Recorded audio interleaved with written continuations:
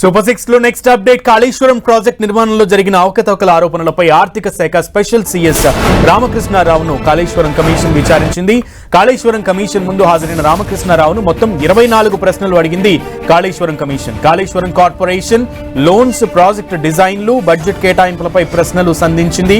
Corporation కు నిధులు ఎలా సమకూర్చారని ప్రశ్నించిన కమిషన్ కార్పొరేషన్ ద్వారా రెవెన్యూ ఎలా జనరేట్ చేస్తారని నిలదీసింది. డిజైన్ల విషయంలో నిబంధనలు పాటించారా అని ప్రశ్నించింది.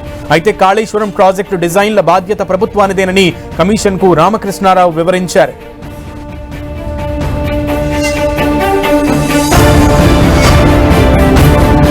కాళేశ్వరం ప్రాజెక్ట్ అవకతవకల ఆరోపణలపై దర్యాప్తు ముమ్మరం చేసిన నేపథ్యంలో స్పెషల్ సీఎస్ కృష్ణారావుకు సంబంధించి రామకృష్ణారావు కాళేశ్వరం కమిషన్ కు విచారణ జరిగింది. అయితే ఈ క్రమంలోనే స్పెషల్ సీఎస్ ఆర్థిక శాఖ జరిగినటువంటి ఆరోపణలకు సంబంధించి రామకృష్ణారావు కమిషన్ కి వివరించడం జరిగింది.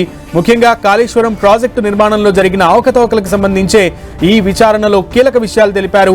డిజైన్లకు సంబంధించి ప్రభుత్వానిదే బాధ్యతని, అధికారులది కాదని కృష్ణారావు క్లియర్ గా వివరణ ఇచ్చినట్లుగా తెలుస్తోంది. పూర్తి సమాచారం మా ప్రతినిధి ప్రతాప్ అడిగి తెలుసుకుందాం. ప్రతాప్. సునీల్, ఈ రోజు కాళేశ్వరం కమిషన్ ఈ రోజు ప్రధానంగా ఫైనాన్స్ స్పెషల్ చీఫ్ సెక్రటరీగా ఉన్న రామకృష్ణారావును ప్రత్యేకంగా ఈ రోజు విచారణ చేయడం జరిగింది. ముఖ్యంగా దీనికి సంబంధించి కాళేశ్వరం కమిషన్ గడువు ముగుస్తున్న నేపథ్యంలో ఈ ప్రభుత్వానికి నివేదిక ఇవ్వాలన్న ఒక ఆలోచనతోటి విచారణ అయితే వేగవంతం చేసింది. ముఖ్యంగా ఇప్పటివరకు ఐఏఎస్లను విచారణ చేసిన కమిషన్ ఈ రోజు ఫైనాన్స్ స్పెషల్ చీఫ్ సెక్రటరీగా ఉన్న రామకృష్ణారావును పలు ప్రశ్నలు వేయడం జరిగింది. మొత్తం 24 క్వశ్చన్స్ వేసి మొత్తం దీనికి సంబంధించి అసలు ఫైనాన్స్ తో పాటు దీనికి సంబంధించిన ప్రాజెక్టు డిజైన్స్ తదితర వాటికి సంబంధించిన అంశాలను కూడా ప్రధానంగా విచారణ చేయడం జరిగింది. అయితే ఓపెన్ కోర్టులో భాగంగా ముఖ్యంగా దీనికి సంబంధించి అసెంబ్లీకి నివేదిక ఇవ్వకపోవడం కానీ, క్యాబినెట్ లో దీనికి సంబంధించిన పూర్తి సమాచారం లేకుండానే నిధులు విడుదల చేయడం కానీ, పనులు జరగకుండానే నిధులు ఎందుకు విడుదల చేశారు వంటి క్వశ్చన్స్ అయితే వేయడం జరిగింది. మొత్తం అసలు ఎందుకు విడుదల చేయాల్సి వచ్చింది నిధులు అనే దానికి సంబంధించి ప్రభుత్వం ఆదేశాల మేరకే తాము నడుచుకోవాల్సి వచ్చిందంటూ కూడా రామకృష్ణారావు వివరణ ఇచ్చారు. అయితే దీనికి సంబంధించి ఫైనాన్స్ కమిషన్ సంబంధించి అసలు వాస్తవానికి ఇంత పెద్ద ఎత్తున ఖర్చు పెట్టి అసలు చేస్తున్నారు కాబట్టి దీనికి సంబంధించి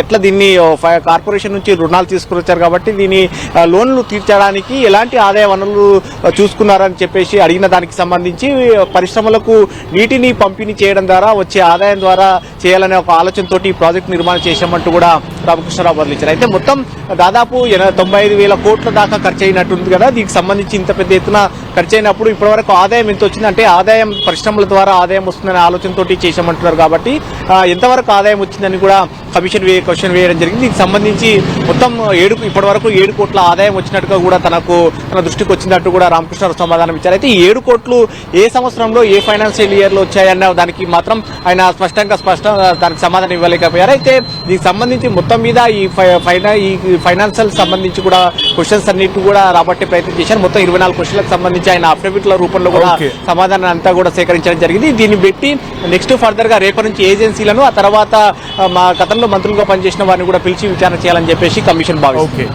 ఓకే ప్రతాప్, థ్యాంక్ యూ.